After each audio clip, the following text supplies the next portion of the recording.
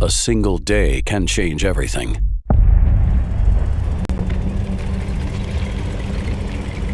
One fall day in 1940, we knew Britain was impregnable, protected by the sea, and defended by brave souls on every clifftop. 24 hours later, all we could do was watch as the German forces took the coast and drove their tanks into the heart of the nation. When the blockade began in 1948, we thought the people of West Berlin would be safe. But the Soviets had other ideas. One December day is all it took for the fragile peace to shatter. And once again, the streets were filled with war and death. In 1962, we thought the Cuban Missile Crisis was a bluff. It was bravado, playground bullies flexing their muscles. No one would ever push the button. Then one day in October that year, someone did push it. An island paradise was turned into the epicenter of all-out thermonuclear war, threatening our very existence. These are our stories. Now, it's your turn.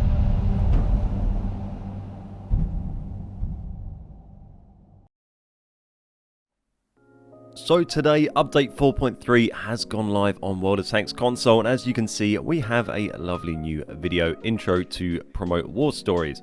But as well as that, we also have some pretty cool things. We have live oaks. That's the highlight for me. We've been moaning about our missing maps for a long time. Now we get 2 of them back. We get Severogorsk and we get live oaks. It's not all 9 of them, but it's a couple of the better ones. I'm not a huge fan of Severogorsk, but I'll take it.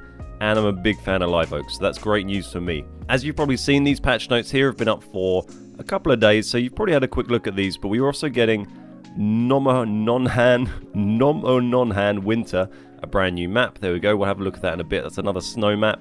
We're also getting Malinovka Winter, a winter variant of Mali. So again, I'm pretty happy with that as a light tank driver. I'm a big fan of Mali. It's another nice open map. There's a couple of other interesting light tank things map related things I should come back to in just a sec. We'll have a look at the full patch notes which we have, as well as this little bit here. But quickly moving on down this list, first we also have the new HMC M8, which is coming into the American tech tree at tier 4.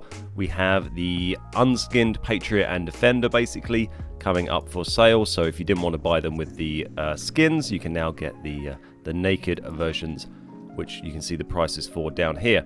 But let's have a little look at the full notes, because that's what's kind of very interesting for me, because as well as getting the new maps that we just mentioned, there are also some changes to how map rotation is working. So they said they've changed map weighting and availability per tier based on survey feedback. So you remember there was a survey that went around a little while ago, a lot of us filled out. Here we go, they have apparently listened and made some changes. So they've removed Port, Comorin and Wide Park from battle tier 8 through 12. That's basically tier 8s to 10. If you want to know a bit more about battle tier, I'll put a link to the wiki down below. But that's the short version. They've reduced the weighting of Ensk and mines, so we should see those less, which I'm pretty happy with. I don't mind mines, but I'm happy to see a little bit less of Ensk because we saw it quite a lot. I think mines has a lot of variance, so it tends to come up quite a lot. Reduced storm variant weighting from 25% to 10%. I'm guessing that means the Thiepval Ridge Thunderstorm and maybe Blizzard as well. We'll have to see. It didn't feel like the extreme weather ones really come up very often at all anyway these days, so who knows if we'll ever really see them again. But that's the storm change. Reduced the weight of Pacific Island. That seemed to come up a lot, so I think that's a positive change.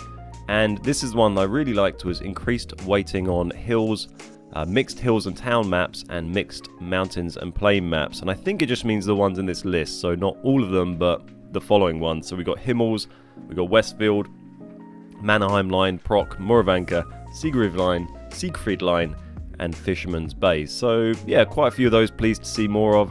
Moravanka I don't mind, Proc I love, Westfield I love, Himmels is okay, and Fishy Bay, Siegfried Line not too bad. So, you know, as I said before, as a light tanker, pretty happy with that. It'd be interesting to see what kind of changes we actually really notice in game, what kind of percentage change they made here. I'm going to be streaming the update now basically from for today for a few hours, and I'm probably going to try tracking my maps again. I tracked my map rotation for about 150 games a couple of months ago, and sort of looked at the distribution of city maps versus open maps, and everything in between. So I think I'm going to track them again, and then once we've done a couple of 100 games, we'll see how that compares to my previous results, and maybe we'll see just kind of what changes in map rotation we really got with these things mentioned here.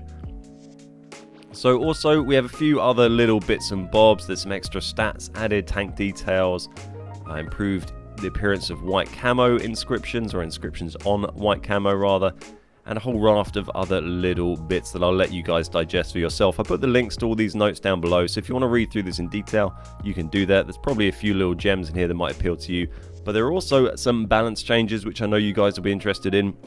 There's not a huge raft of them this time, but there are a few. The HMH FV305, aka the Super Burt, has got a bit of a buff. It's got a reload time buff, and it got a rotation speed, a big rotation speed buff, which is great because its rotation speed was absolutely awful. The TVPT 50-51 had a little bit of a nerf. It's got an increased reload time, and its clip rate, I think that's its fire rate for its clip, is nerfed slightly as well, which is a bit of a shame, but there you go. The Skoda T50 has also had a bit of a nerf to its 100mm gun, with an increased reload time.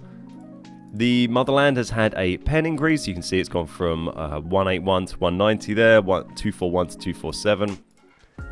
The Type 59 has had its ammo count buffed by 10. The Comet has had some nice gun handling buffs there for all you Comet fans. I think that's a pretty nice one because the Comet's pretty beast anyway, in my opinion. And then we have a whole raft of bug fixes as well. This one was interesting to me. MOE and Mastery badges requirements now populated by player base. Were they not before? Because that's kind of how I thought they worked. So it'd be interesting to see what kind of differences we feel in MOE and Mastery when we start playing today. Not sure if my MOEs are going to jump all over the place once I've played a game, but we'll see. We'll see. So there's a bunch of other random little bug fixes and stuff here. There was one else I noted down the bottom was the AMX 15. There, it's under these tanks things. So lots of the normal fixes for wibbly wheels and dodgy bits of tanks and graphical glitches on maps. But they've also increased the ammo count on the AMX 1357. The HMH one already had that, but the unskinned one didn't. So that now has the ammo buff that the HMH one got, which is very badly needed, as you may have seen in that replay that I put up the other day where I finished the game with just one shell remaining. And that about sums it up for the update. So as I mentioned earlier, I'm going to be live streaming update 4.3 today. I'm going to be doing it now. Once this video publishes, I will be live on Twitch. So come along, I'll be doing 3 or 4 hours.